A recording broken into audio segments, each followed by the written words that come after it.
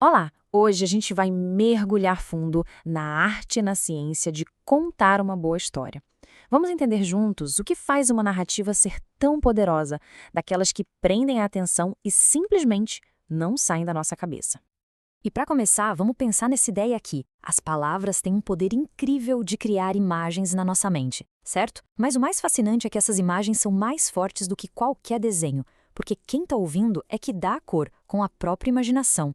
E não existe tinta mais forte que essa. Então, para a gente dominar essa arte, o primeiro passo é entender uma diferença que parece sutil, mas é fundamental no mundo das narrativas. Pensa assim, de um lado a gente tem o storytelling, que é a arte de contar histórias para entreter, como a gente vê no cinema. Do outro a gente tem o story selling, que é a arte de usar as histórias para persuadir, para vender. E olha, isso aqui se aplica a todo mundo, viu? Seja para vender uma ideia, um projeto ou até a nossa própria imagem profissional. Toda grande história, assim como uma casa, precisa de uma boa fundação, de blocos essenciais. Então vamos dar uma olhada na anatomia de uma narrativa para descobrir quais são esses componentes que não podem faltar. E o primeiro bloco, o coração de tudo, é o personagem. É o nosso veículo para entrar na jornada emocional. É através dele ou dela que a gente sente a trama, cria empatia e, o mais importante, se importa com o que vai acontecer. Agora, um ponto crucial. Sem conflito, não existe história. Ponto. Seria só uma lista de acontecimentos, sem emoção, sem nada em jogo. O conflito é o que gera atenção, é o que faz a gente virar a página ou não desgrudar os olhos da tela. É o verdadeiro motor da narrativa. E o interessante é que todos os conflitos que a gente possa imaginar, no fundo, se encaixam em 5 tipos universais. São esses que a gente vê em praticamente todas as histórias já contadas. Desde um herói contra um vilão, até uma luta interna de superação, tudo se resume a uma dessas categorias. E, finalmente, a gente chega na resolução. Mas, atenção aqui, não é só um fim da história, é a transformação.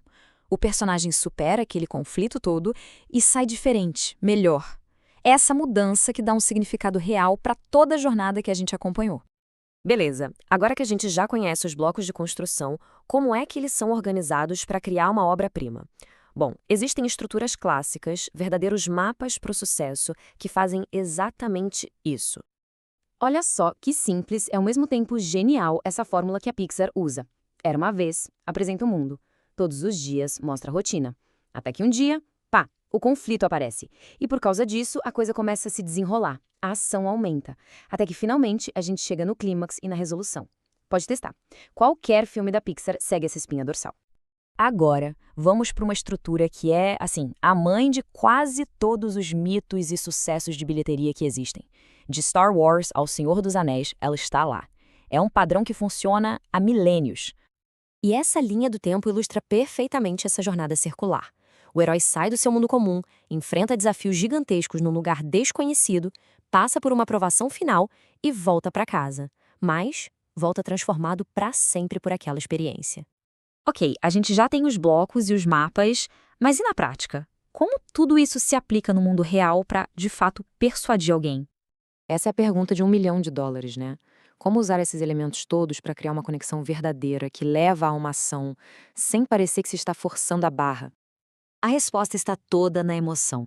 Uma boa história não tenta discutir com a nossa parte lógica. Ela meio que dá a volta, ela se conecta direto com a emoção.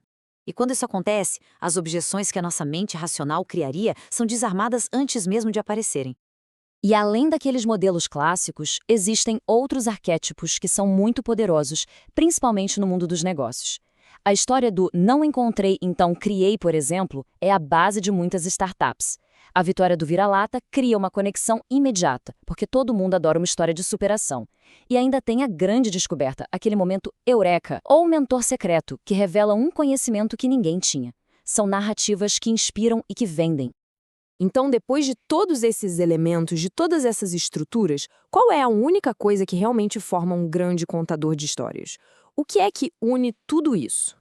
A técnica número 1, o segredo que separa os amadores dos mestres, é na verdade algo surpreendentemente simples. É isso aí, prática.